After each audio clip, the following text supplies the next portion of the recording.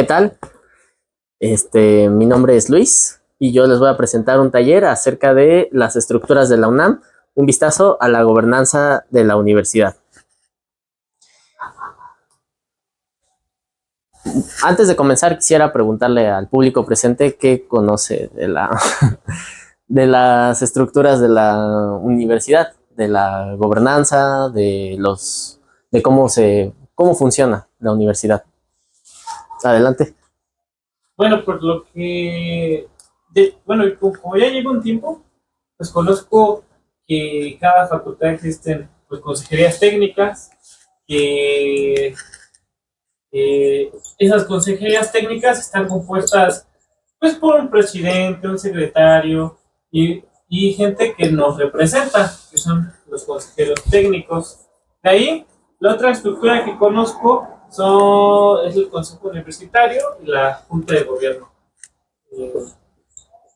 Esa es como, y además de eso, pues están nuestros directores, nuestras directoras, y como ciertas instituciones o dependencias, pero la realidad es que sé que cada institución pues hace como materia específica dentro de la UNAM, pero de ellas no estoy muy enterado.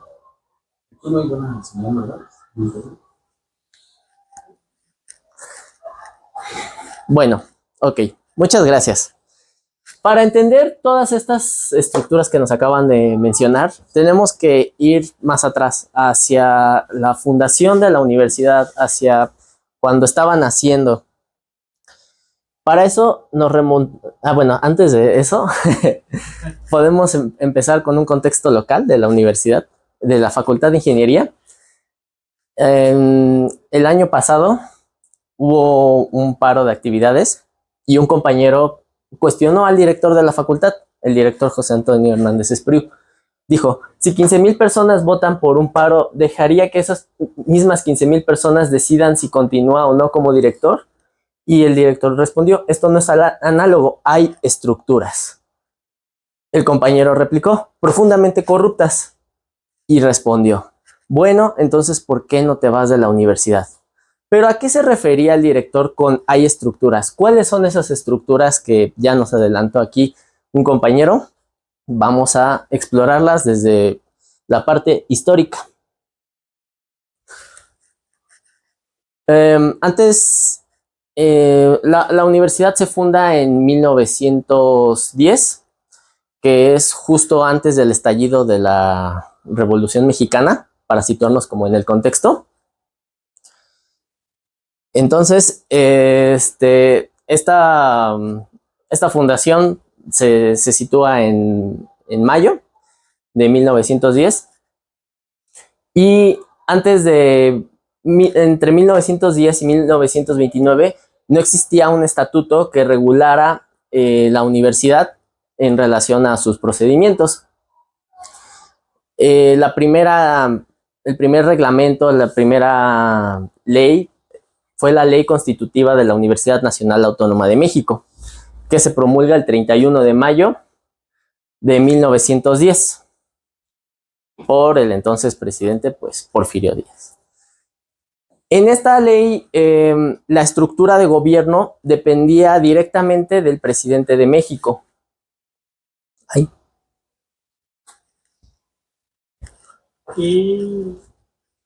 Del presidente de México, y tenía una conformación ahí nace el Consejo Universitario, pero este Consejo Universitario no es como como lo conocemos hoy en día. Solamente estaba conformado por muy pocas personas, entre los cuales eran 4 profesores representantes de la instrucción pública. La instrucción pública es el antecedente a la Secretaría de Educación Pública, el rector, el director general de Educación Primaria y 6 directores de las 6 instituciones que en ese momento conformaron a la universidad pública. Además de 6 estudiantes, 1 por cada facultad y escuela.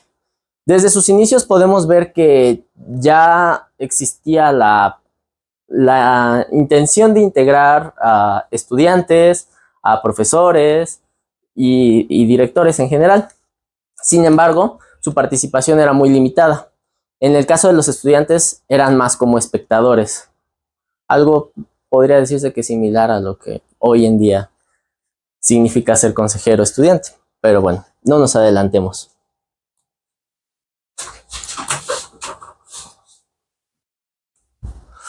Siguiendo en el contexto de la revolución, Victoriano Huerta en 1913 deroga la ley de la universidad y crea la ley de la Universidad Nacional. En esta, pues, el poder lo seguía teniendo el presidente y en este caso se hacía una terna del Consejo Universitario para elegir al rector.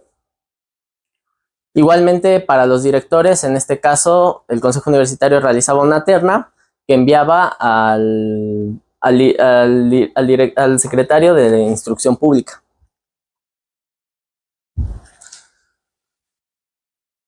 Después, después avanzando con el proceso de la revolución, que ya todos conocemos, en 1914 llega Venustiano Carranza y deroga 7 artículos. Desmantela la estructura administrativa, que en ese entonces apenas tenía 4 años de existir la universidad pública, y esto provoca un vacío, una ambigüedad en su estructura, prometiendo que se iba a crear una nueva ley, pero esta no llega sino hasta 1929. ¿Qué pasa en 1929? Antes de la promulgación de esta nueva ley, la Escuela Nacional de Jurisprudencia, que hoy es la actual Facultad de Derecho, se va a huelga el 5 de mayo de 1929. Y desde ese entonces, una de las primeras represiones estudiantiles fue por parte del presidente Emilio Portes Gil, el cual envía a bomberos y policías a reprimir la manifestación estudiantil y evitar que la huelga creciera, ¿no? Después de este acontecimiento, Emilio Portes Gil retoma el proyecto de ley de Venustiano Carranza y promulga la primera ley orgánica de la Universidad Nacional Autónoma. Aquí es donde nace el término autonomía. Sin embargo, esa autonomía no es como actualmente se considera. Era una autonomía muy limitada. Después de 1929, saltamos a 1933. Y aquí surgen 2 visiones de la universidad. Primeramente, se hace un Congreso Nacional Universitario, y en el cual se tomó bastante en serio, porque fue el presidente de la República, Abelardo Rodríguez, el secretario de Educación, el rector de ese entonces, que era Roberto Medellín, y el director de la Escuela Nacional Preparatoria, Vicente Lombardo. Tengan mucho en cuenta este nombre porque lo vamos a estar repitiendo constantemente. Entre los personajes, entre estas 2 visiones, está la visión de Vicente Lombardo y Antonio Caso. Antonio Caso tenía una visión más liberal de la universidad, en el sentido de que no creía que la universidad debería de tener una ideología, un credo y limitar su campo de estudio. Y Vicente Lombardo, por otro lado, decía que la universidad tenía que tener una orientación humanista, una orientación hasta cierto punto socialista, pero no lo decía con esas palabras, y servir a los intereses de la nación, del país, principalmente bajo el sistema capitalista, ¿no?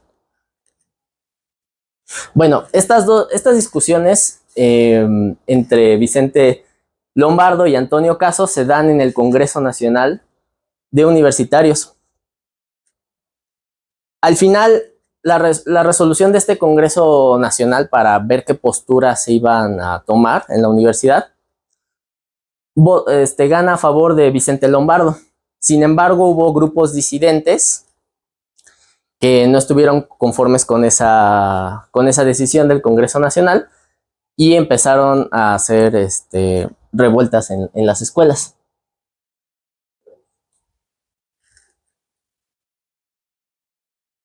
Después de este Congreso Nacional hubo varios problemas en distintas escuelas, entre ellos el incendio de un local o de un cubículo que provocó la renuncia de muchos profesores. Se destituyó al director de la Escuela Nacional de Jurisprudencia, Brito Faucher, que fue quien promovió esta disputa que terminó en el incendio del local. En este contexto, crece el respaldo hacia la visión de Antonio Caso, que hablábamos en el Congreso Nacional. Vamos a poner aquí los nombres.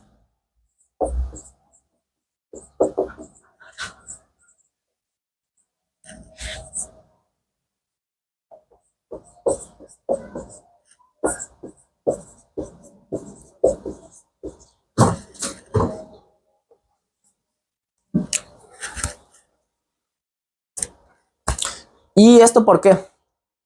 ¿Por qué sucede esto? Bueno, dentro de todas las situaciones que ocurrieron después de este Congreso Nacional, fue que Lombardo Toledano solicita apoyo a miembros del sindicato de cinematografistas para afrontar a estudiantes que habían ido a protestar a rectoría por la destitución de Brito Faucher, director de la Facultad de Jurisprudencia, que ya habíamos hablado hace un rato. Pues podría ser como un caso de porrismo, ¿no? Como lo conocemos actualmente. Estos conflictos llegaron hasta el presidente Abelardo Rodríguez, quien en medio de toda esta disputa promulga una nueva ley orgánica de la universidad, es decir, vuelve a hacer otro cambio.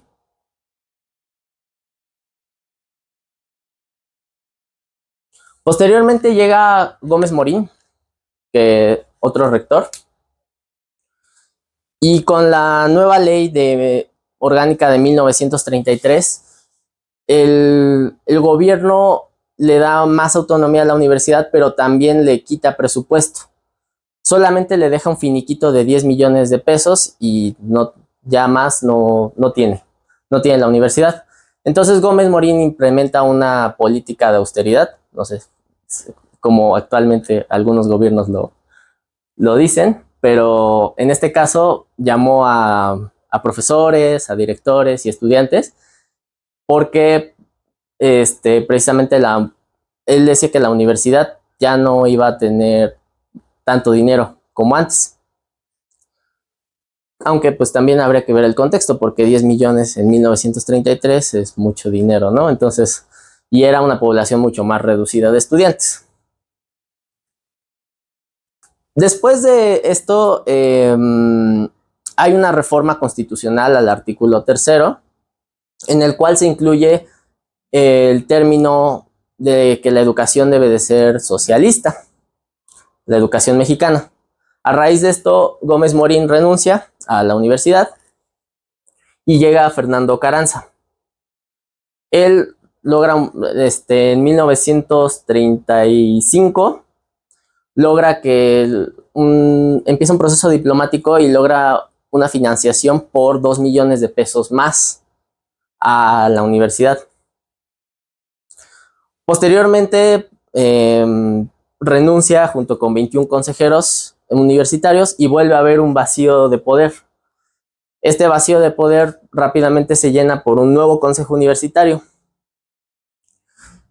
En este caso aparece este rector, Luis Chico, que se elige por el nuevo consejo universitario, el cual muestra su apoyo a la expropiación petrolera. Ya estamos más allá, en 1938, que es cuando ya llega el presidente Lázaro Cárdenas.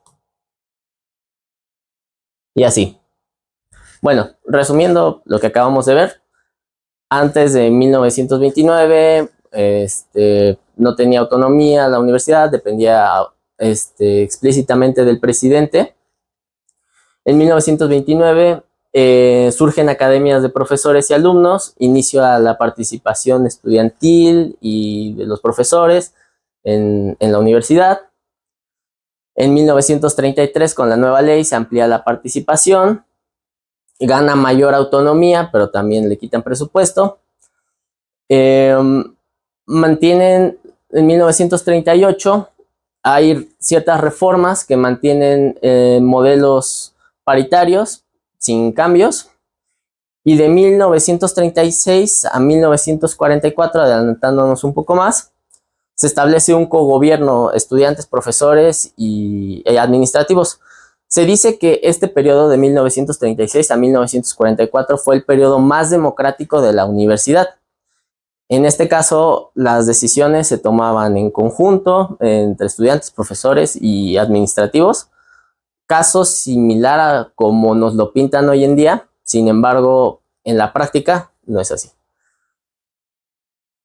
Para 1942 hay un cambio, por así decirlo, regresivo. Se reduce la participación estudiantil y se instaura un método de participación basado en el mérito académico, que perdura hasta nuestros días, que por ejemplo, los consejeros universitarios deben de tener cierto promedio, deben de cumplir con deben de cumplir con sus créditos en tiempo y muchas cosas más. Ahora pasamos a lo que es la actual ley o los antecedentes de la actual ley orgánica de 1945. ¿Esto por qué se da? Después de 1942 empiezan a haber procesos democráticos en las facultades de elecciones de directores. En este caso, 10 facultades eligieron directores, pero de los cuales 3 hubo inconformidades en las facultades de comercio, de veterinaria y la nacional preparatoria. Contexto: en este caso, Brito Faucher, el director que habían sustituido anteriormente de la Escuela Nacional de Jurisprudencia, es rector de la universidad en este periodo. Brito Faucher tenía ciertos candidatos en distintas facultades y es precisamente por eso que se dan estas controversias en estas 3 escuelas. El Consejo Universitario se pone del lado de Brito Faucher y ratifica a los candidatos. Esto provoca más inconformidad y un intento de huelga de veterinaria que es reprimido por un grupo de choque de la Escuela Nacional de Jurisprudencia, afines al rector Brito Faucher. Después de este periodo, tenemos el periodo de los 2 rectores. En este caso, este grupo de choque asciende y llega hasta, bueno, más bien, otro grupo de choque toma el Consejo Universitario e impone a un nuevo rector, José Aguilar Álvarez. Sin embargo, el Consejo Universitario, que todavía estaba en funciones, pone a este otro rector, Gual Vidal. En este caso teníamos es el periodo llamado como los 2 rectores.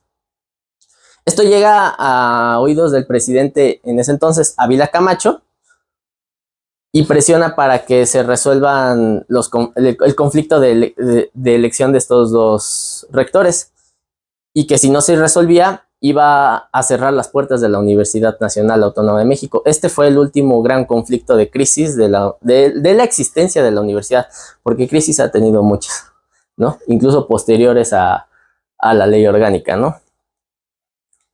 Y en este caso, Alfonso Caso, que es hermano de Antonio Caso, quien tenía una visión liberal sobre la universidad, es encargado para redactar una nueva ley orgánica, la ley orgánica de 1945, la ley orgánica que nos rige actualmente como universidad.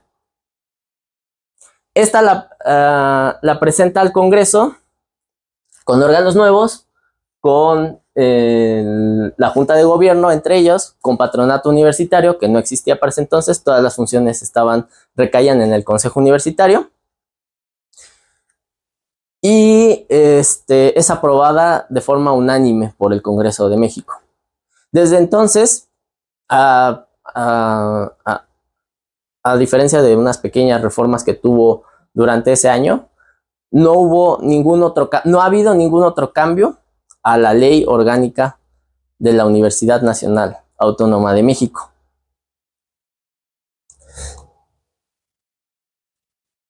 Posterior a la creación de la actual ley orgánica de la UNAM,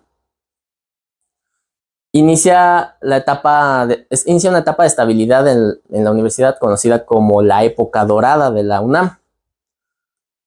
Impulsa modernización, crecimiento de clase media. Sin embargo, tiene una autonomía limitada. El presupuesto lo sigue dictando el Congreso de México hasta la actualidad. Y muchas otras formas de poder indirecto, por ejemplo, de la Secretaría de Educación Pública sobre la UNAM. Y bueno, dentro de esta época dorada, incluso hubo varios conflictos. En 1948 ya se hablaba de un aumento de las cuotas, mucho antes de 1999, que es la huelga que se da por las cuotas, por el mismo punto. En 1952 se inaugura Ciudad Universitaria, la actual Ciudad Universitaria, desde la cual estamos grabando este video. De 1953 a 1961 la matrícula se duplica y pues el presupuesto se necesita aumentar, ¿no? Tenemos movimientos estudiantiles de 1958, que fue el movimiento de los camiones, que fue el antecedente, uno de los antecedentes del movimiento del 68. Y el fin de la estabilidad, la ruptura se da en 1966, con una huelga estudiantil, en el cual se establece el pase automático de la preparatoria a la universidad.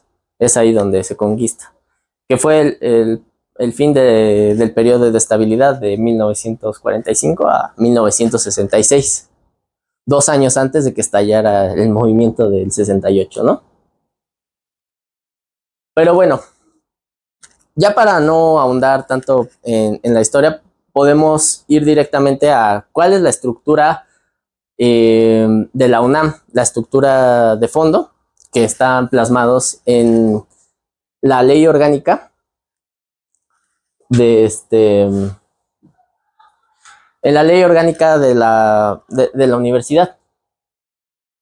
Tenemos al rector, que es el jefe, todos lo conocemos, sabemos que es el jefe de la universidad, representante legal, presidente del consejo universitario, es decir, concentra mucho poder, ¿no?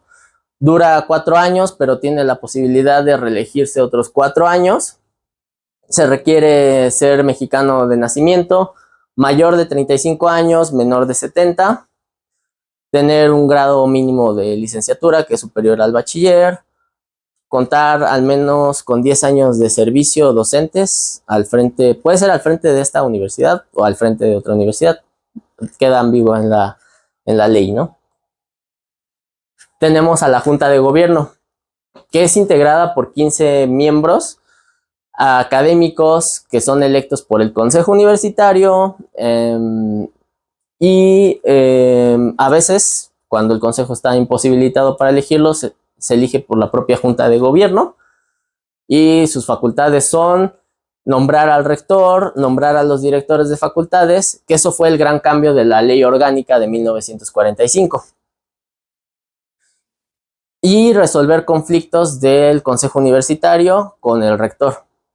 Si hay un conflicto en el que el rector no esté de acuerdo con una modificación, quien termina resolviendo es la Junta de Gobierno. Esta Junta de Gobierno, la verdad es que tiene un carácter bastante elitista. ¿Por qué? Porque un miembro de la Junta de Gobierno no alterna como un rector o como un director. Duran aproximadamente en su encargo 15 años. ¿Y esto por qué? Porque no hay una limitante en la ley orgánica que les diga que hasta cierto, que no tienen un periodo definido. Es decir, cada año se va renovando un miembro de la Junta de Gobierno y se renueva al miembro más antiguo, a menos que este cumpla 70 años, y en ese caso sí se le remueve de su cargo y el Consejo Universitario elige a un nuevo miembro. Pero aproximadamente son 15 años los que dura en su encargo. Un rector, hagamos las cuentas, son 4 y 4, son 8 años, lo máximo que puede estar al frente de la universidad. Y como ellos tienen el poder de elegir al rector, pues realmente concentran demasiado poder en solamente 15 personas, ¿no? El patronato universitario, otra de las figuras que nació con la ley de 1945.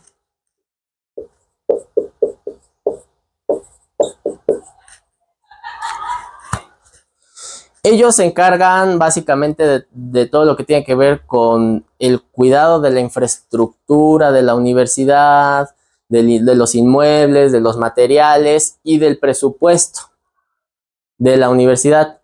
Son 3 miembros elegidos por el Consejo Universitario. Ellos 3 se eligen al tesorero y a su vez al contralor. El tesorero es quien lleva las cuentas de la universidad. El contralor es quien audita a todas las dependencias para que estén cumpliendo para que el presupuesto en teoría se esté utilizando bien, ¿no? Responden al consejo universitario en cuanto se refiere a la cuenta respectiva.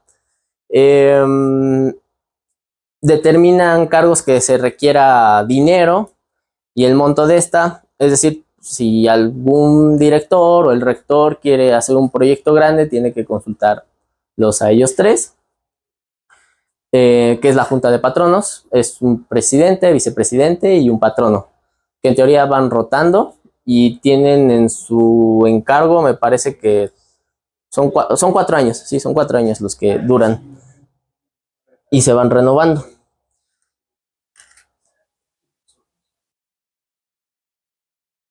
Y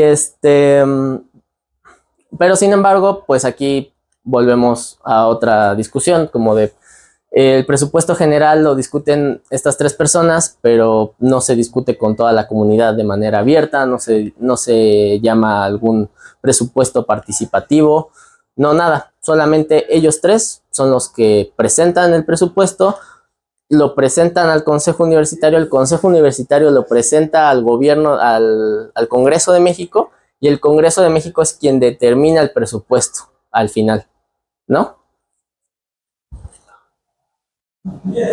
Y ahora sí, la máxima autoridad, en ciertos casos, el Consejo Universitario, responsable de expedir todos los reglamentos y normas que no entren en conflicto con la ley orgánica de la universidad.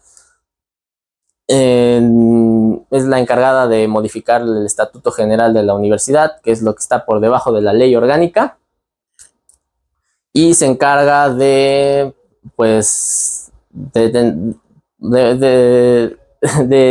coordinar a toda la universidad. Es como el poder legislativo de la universidad. ¿Cómo está conformado? Está conformado por consejeros directores que se llaman ex oficio, que es decir, que no son electos, sino que por ser directores ya de facto son consejeros universitarios, que son el rector y los directores de las facultades. Alumnos de bachillerato, licenciatura y posgrado es un alumno propietario y un alumno suplente por cada unidad académica, por cada facultad, escuela o instituto. Investigadores de institutos y centros, académicos, técnicos académicos y personal académico. Para ser consejero alumno en este caso, Lo que les decía, se necesitan varios requisitos. Primero, haber cubierto al menos el 50% de los créditos, estar inscrito en el momento de la elección, tener un promedio mínimo de 8.5, ser alumno de la universidad en ese ciclo y no ocupar ningún cargo administrativo y no haber sido sancionado por cometer faltas graves contra la disciplina universitaria. A nivel facultad tenemos las estructuras, tenemos estos dos figuras, que es el director, que ya hemos hablado de él, y el consejo técnico.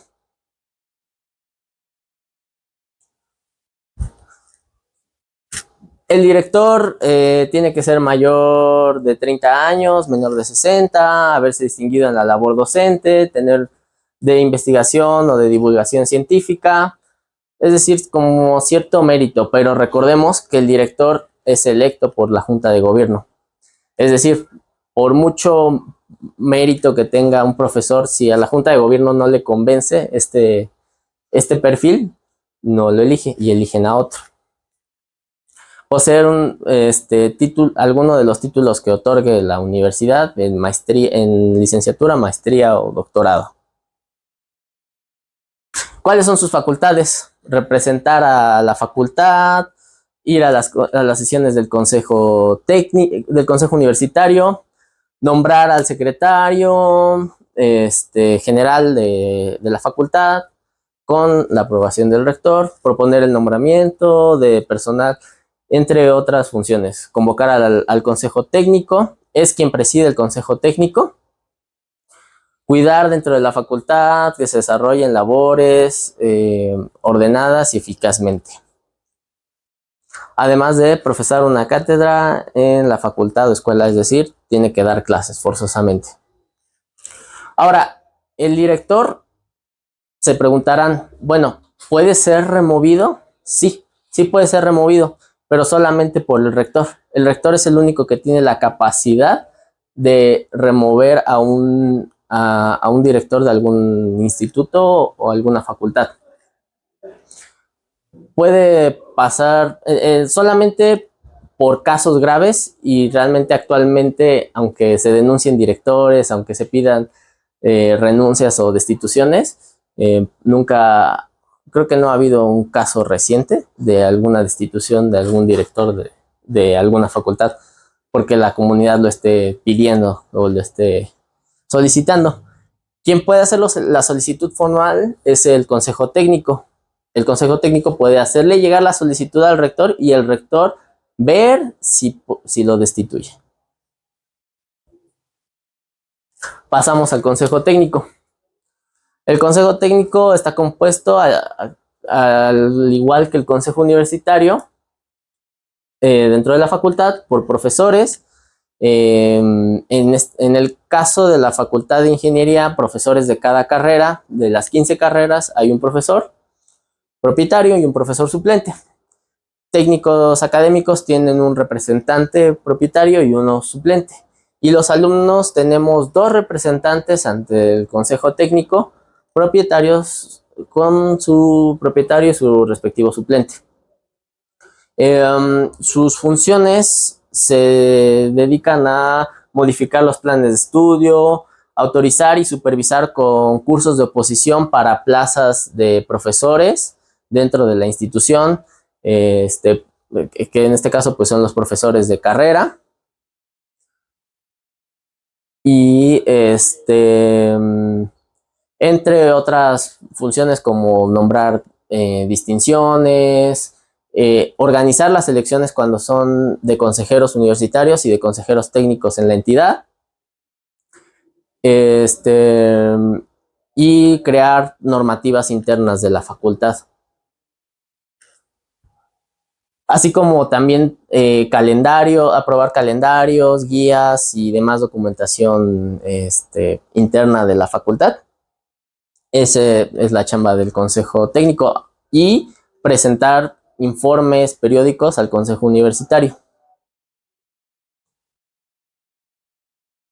Pero pasando ya del lado técnico al lado más,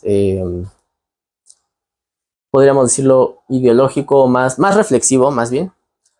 ¿Qué pasa con la universidad actual? Actualmente tenemos estructuras inamovibles. Por mucho que tengamos representantes ante el Consejo Universitario, ante el Consejo Técnico, esos representantes rara vez, o si no es que nunca, consultan a su comunidad, consultan a los alumnos, incluso profesores no consultan a otros profesores sobre cosas que se estén discutiendo. Recientemente en la universidad hubo una reforma muy sonada al artículo 15 del reglamento del Tribunal Universitario que criminalizaba a los estudiantes. Esta reforma nunca fue consultada y fue un rechazo generalizado de toda la universidad. Esto, pues, realmente deja ver la crisis que hay dentro de la universidad. Tenemos grupos de poder muy sólidos. Actualmente, si podemos ver como el historial de los rectores recientes de la universidad, es donde se pueden ver esos grupos de poder muy claramente. Son grupos médicos, economistas y legales. Los últimos 3 rectores, por ejemplo, ya no yéndonos tan atrás, Narro es médico, Graue fue médico y actualmente Lomelí es economista. No existe como una variabilidad entre otras facultades o entre otros. No hay una. No hay un. No hay una deliberación, por así decirlo, democrática de quién debe ser el jefe nato de la universidad, y también podemos meternos en la discusión de debemos de tener una única autoridad centralizada, ¿no? Ley orgánica del siglo pasado. Como les dije, la ley orgánica de 1945 no ha tenido ni una sola modificación desde su creación.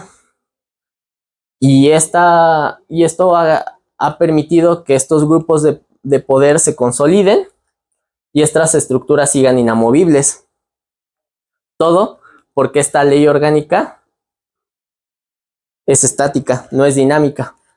Y quizás en algún momento en el pasado les funcionó o les permitió tener un periodo de estabilidad, pero actualmente actualmente no está respondiendo a las necesidades de la comunidad universitaria. Y todo esto nos lleva a una crisis de legitimidad del gobierno universitario. ¿Cómo se puede ver esta crisis? Baja participación en las elecciones de consejeros universitarios, de consejeros técnicos, desinterés estudiantil en órganos de gobierno, porque realmente dicen, pues sí, el director, el rector y algunos consejeros, por ahí he escuchado algo de los consejeros, pero pues quién sabe qué hacen, pero realmente no tenemos ese interés como lo tuvieron estudiantes en su momento en 1930, 40, 50, por inmiscuirse en la política, en la política universitaria. Al final de cuentas, sigue siendo política, por mucho que queramos despolitizar una universidad. Estas estructuras son enteramente estructuras políticas. Percepción de que los procesos son ineficientes o poco representativos. Eso creo que es un sentimiento general, me atrevería a decir, de la comunidad universitaria, tanto de estudiantes como de profesores, como de personal administrativo. Actualmente estos procesos de elección, de remoción, incluso de concurso de oposición, son ineficaces. Incluso podemos conocer de ciertos casos en los que las plazas ya se encuentran apartadas para ciertas personas, ¿no? Pero bueno, ¿qué universidad queremos? Después de todo este vistazo rápido, les preguntaría a ustedes, ¿qué universidad es la que ¿Qué universidad pública es la que queremos? Yo, Adelante. bueno, por todo lo que nos has comentado, suena como compleja la posición en la que estamos. Yo creo que yo cuando estudié, a mí lo que me hubiera gustado por parte de la universidad es que se me hubiera escuchado. Por ejemplo, cuando fue la cuestión de los comedores subsidiados, nosotros pues pedimos que el director y nuestros representantes dentro del consejo fueran a hablarlo, debatirlo, llevar la posición mayoritaria de la facultad, tanto de profesores, docentes, bueno, hay docentes, estudiantes y personal, y no se quiso hacer, o sea, no se quiso hacer, no se quiso hacer una votación para conocer cuál era la posición de la facultad. Y eso a mí me parece sumamente triste, ¿no? Yo lo puedo decir así. Entonces, me gustaría una universidad en donde nosotros, los estudiantes, los docentes, sobre todo de asignatura, y quienes están en la parte más logística, los que se dedican a la limpieza, los que se dedican a la cuestión administrativa, pudieran elegir, ¿no? ¿Qué cambios para mejorar su entorno? O sea, yo quisiera eso. Muy bien. Pues sí, parte de ello, precisamente,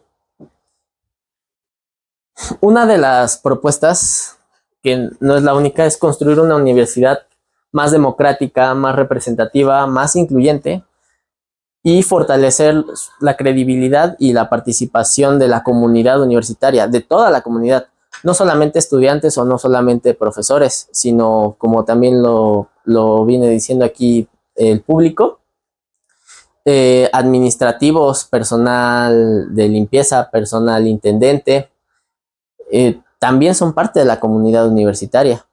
Son parte de esta universidad que gracias a ellos funciona como funciona. Gracias a ellos hay bancas, hay luces, hay cuidado de las instalaciones. Gracias a estas personas, entonces, ¿por qué no también deberían de tener una mayor participación en las decisiones universitarias? ¿No? Ahora, ¿qué tipo de reforma? Bueno, pues puede ser una reforma innovadora, enfocada en modernizar la administración, apoyándonos de la tecnología, de las tecnologías actuales. O sea, podríamos decir que en el siglo pasado tenían la limitante de que no podían converger a cientos de miles de estudiantes. Actualmente somos más de 300,000 estudiantes en toda la universidad, y que la universidad tiene presencia en todos los estados, en la mayoría de los estados de la República. Entonces, con las tecnologías actuales podemos fácilmente, o bueno, más fácil que el siglo pasado, hacer que todas las opiniones de la comunidad universitaria sean escuchadas, sean vistas y sean debatidas y votadas en un sistema digital, incluso con mecanismos de seguridad para evitar que sea cooptado o hackeado. Esta reforma, pues al final buscaría transformar el gobierno universitario y la toma de decisiones, que el centro del poder ya no esté en los rectores o en el patronato, en la junta de gobierno, que son grupos reducidos que constantemente están rotando, pero rotan entre ellos. ¿Por qué? Porque, veamos, la junta de gobierno elige al rector, ¿no? Uh-huh. El rector preside el consejo universitario. Hasta cierto punto tiene un poder mayor que otros consejeros sobre el consejo universitario. Y el consejo universitario elige a los miembros de la junta de gobierno. Es un ciclo cerrado en el cual no se termina de ver involucrada la comunidad universitaria. Ahora podemos volver al debate de Antonio Caso y de Vicente Lombardo, de qué queremos, una educación de calidad a través de la libre cátedra que planteaba Antonio Caso, una educación para la sociedad que tenga como objetivo la masificación en parte de la educación y la mejora social. ¿Por qué no se puede ambas? ¿Por qué no se puede tener una educación de calidad y a la vez una educación con enfoque social? ¿No? Hoy es posible tener una educación masiva, de calidad y con enfoque social, evitando precisamente la concentración del poder en la rectoría y la baja representatividad en órganos de gobierno. Esta reforma puede ser integral, incluyente, abierta, democrática, pero dirigida por la comunidad, no solo desde estos grupos de poder. Se busca también reequilibrar el poder entre órganos universitarios, que actualmente está bastante cooptado, precisamente por el estancamiento de esta ley orgánica que desde hace más de 80 años no se reforma. Sea cual sea la propuesta puntual, debe de involucrar a toda la comunidad universitaria y evitar los errores del pasado. Y pues básicamente esto es con lo que quiero concluir, con lo que me gustaría que se llevaran es que busquen a sus representantes, busquen quiénes son, probablemente no los conozcan definitivamente, pero siempre están ahí en las páginas oficiales quiénes son. Algunos llegan a tener algún contacto, algún correo de contacto, y también hablen con sus compañeros sobre esta cuestión de las estructuras de poder, pregúntenles qué saben, y pues solamente con participación y con debate y con involucramiento de la comunidad estudiantil, de profesores, administrativa, intendencia, se va a poder lograr un cambio profundo en la universidad, no solo un cambio de forma. Muchas gracias. Okay. Bueno, yo tendré una participación. Adelante. Respecto del tema. Creo que es importante lo que menciona Luis, sobre todo porque nos ayuda a hacer un recuento de cómo se ha estructurado la universidad dentro de el tiempo, pero también dentro de la lucha de clases. La universidad es un proyecto que ha trastocado diversas clases sociales y actualmente responde a intereses que no son generales, responde a proyectos económicos globales y nacionales. Y eso implica pensar que los planes y programas de estudio también responden al interés del mercado, y es bajo el cual nos venden las carreras y bajo el cual nos venden el perfil de egreso y de ingreso de las carreras, que al final somos útiles cualificadamente para responder al mercado laboral. Pero el mercado laboral parece que es una abstracción. En realidad, el mercado laboral que impera es el privado, pensando que el Estado, a lo largo de este tiempo que Luis nos compartió, tuvo una ruptura con el nacionalismo revolucionario a partir de la década de los 70. Después de los 70, que es el movimiento estudiantil del 68, que es la crisis de la democracia en México, con el gobierno del PRI, con el régimen priista, muy ligado al imperialismo, muy ligado a las estructuras de la CIA y de represión, hay un vuelco a poder reformar al Estado en función del modelo de producción económica que tiene que ver con el neoliberalismo. Y de los 70s para acá tuvimos, como bien decía Luis, una serie quizá de crisis, pero esas crisis se enfrentaron al movimiento estudiantil, el movimiento que se opuso a las primeras reformas neoliberales en México que se implantaron en el entonces gobierno de ¿cómo se llama este señor? Bueno, del rector que en el 86-87 planteó por primera vez la privatización de la universidad a partir del cobro de cuotas y de la reglamentación del pase de prepa a universidad. Este tipo de reglamentaciones lo que hacían era elitizar la universidad, privatizarla, acorde al modelo del Fondo Monetario Internacional, que es un fondo promovido por Estados Unidos después de la Segunda Guerra Mundial y que planteó un modelo de educación neoliberal a lo largo y ancho del mundo, afines a la manera de educación que quería el mercado privado. En ese periodo, quien participó fue incluso, y muchos las conocen, lo que era el CEU, entonces lo que era Claudia Sheinbaum, Carlos Simas, Manolo Ordorica, que ahorita forman parte de la cúpula burocrática a nivel del Estado, pero formaron parte del movimiento estudiantil de una huelga histórica que logró frenar esas reformas.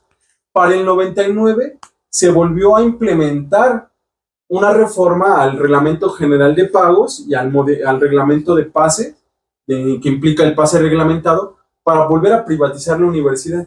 Esas dos grandes huelgas, que las dos tuvieron en perspectiva una derrota hasta cierto punto, dejaron una puerta abierta al movimiento estudiantil. Y es que las dos plantearon la democratización de la universidad. ¿Qué quiere decir? Que, como bien decía Luis, hay un proyecto de universidad distinto al que existe. Sí hay un proyecto de universidad, y ese proyecto pasa necesariamente por el movimiento estudiantil. Es el movimiento estudiantil, en conjunto con las y los trabajadores, con las y los académicos, que son la mayoría de esta universidad, no la burocracia, no los 15 de junta de gobierno, ni los directivos, quienes tenemos que decidir qué universidad queremos y cómo se va a ejercer ese presupuesto. Pero la autonomía no puede ser una moneda de cambio. La autonomía no es una no es una abstracción, la autonomía se vive. Y eso tiene que ser algo que venga del movimiento estudiantil.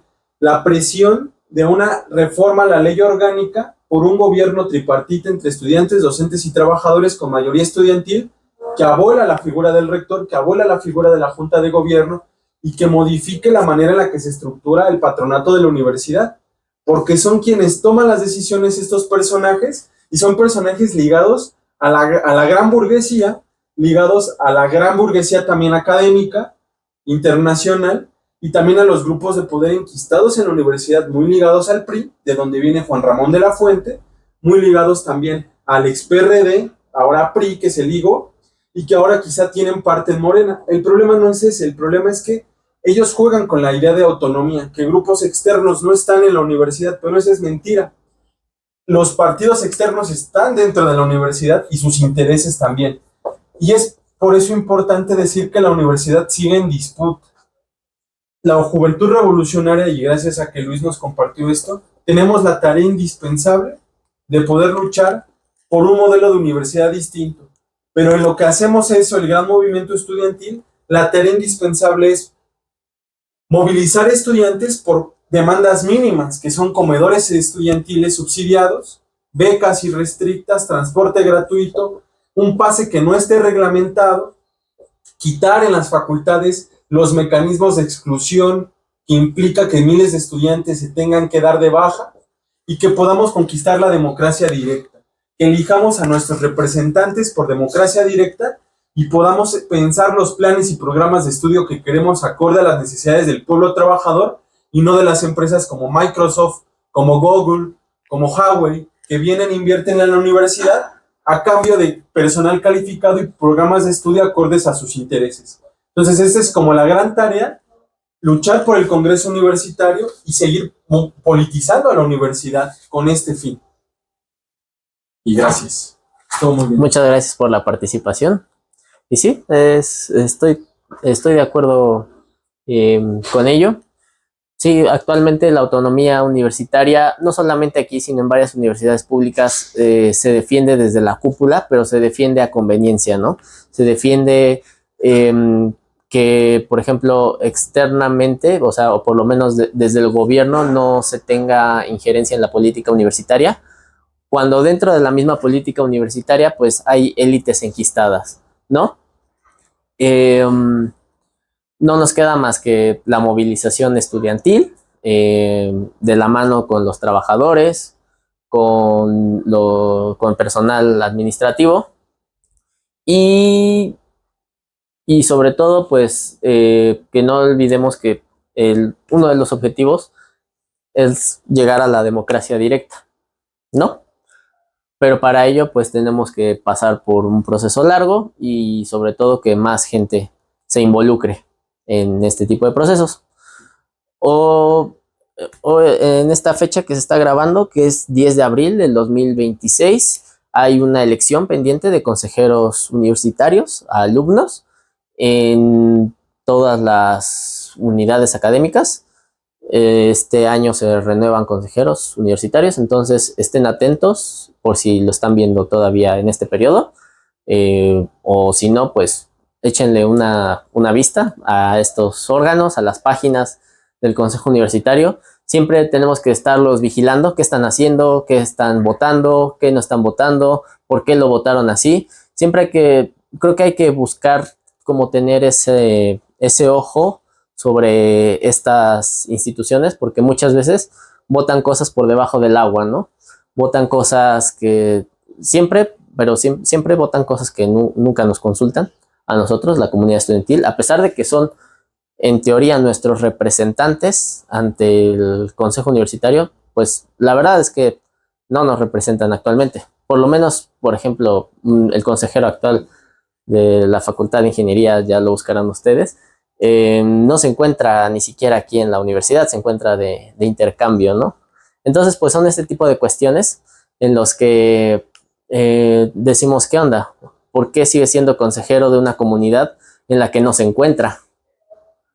En la que sí, formó parte en algún momento, pero ya no es, ya usó y eso pasa muchas veces, usó la consejería universitaria como plataforma política para impulsarse personalmente y no para representar a su comunidad como es debido, ¿no?